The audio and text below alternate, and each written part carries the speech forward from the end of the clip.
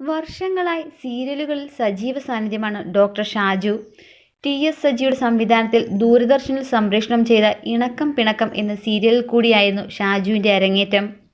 തുടർന്ന് നിരവധി ജനപ്രീതി നേടിയ സീരിയലുകളിലൂടെ പ്രേക്ഷക മനസ്സിൽ ചിരപ്രതിഷ്ഠ നേടാൻ ഷാജുവിന് സാധിച്ചു. ഇപ്പോൾ ഷാജു ഏഷ്യാനെറ്റിൽ സംപ്രേഷണം ചെയ്യുന്ന കുടുംബ പ്രേക്ഷകരുടെ ഇഷ്ട സീരിയലായ കുടുംബവിളക്കിലാണ് അഭിനയിക്കുന്നത്.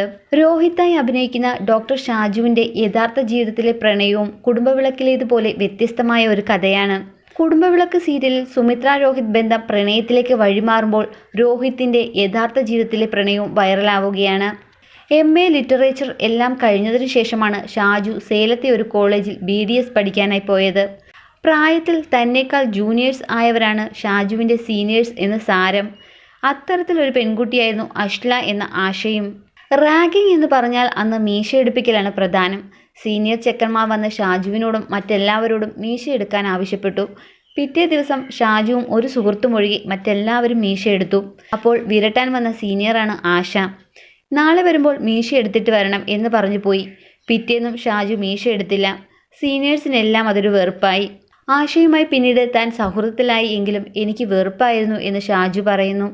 ഫൈനൽ ഇയർ കഴിഞ്ഞ് ഹൗസ് സർജൻസി ആയപ്പോൾ ഞങ്ങൾക്ക് രണ്ടുപേർക്കും ഒരേ ഡിപ്പാർട്ട്മെൻറ്റിൽ പോസ്റ്റിംഗ് കിട്ടി. ആ സമയത്താണ് വെറുപ്പ് മാറി നല്ല സുഹൃത്തുക്കളാവുന്നത്. പക്ഷേ അപ്പോഴും പ്രണയബന്ധമൊന്നും ഉണ്ടായിരുന്നില്ല.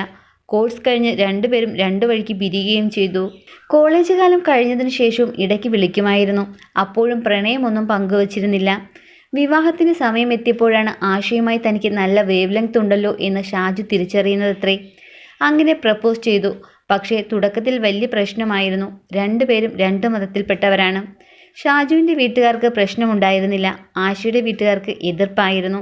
പിന്നീട് എല്ലാം നല്ല രീതിയിൽ അവസാനിച്ചു.